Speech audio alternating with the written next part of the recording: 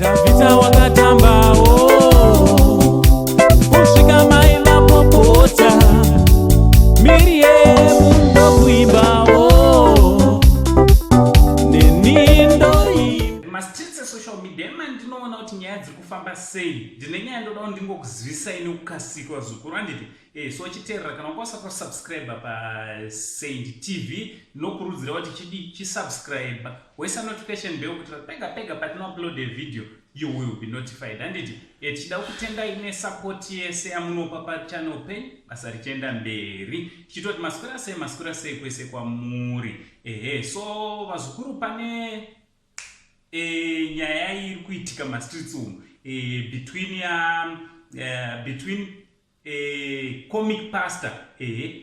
pastor nani na Apostle TF Chiwenga handiti pakamboita kukandirana mashoko after comic pastor apa award kuna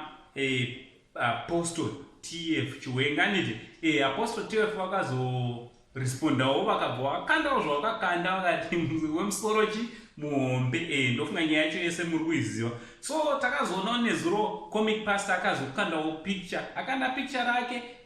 hapana chakaipa chaakataura but pakazoitawo umwe anonzi Anesu Dimbiri handiti Anesu Dimbiri akabva azongonyora comment isina basa but wezimusoro siyana naApostle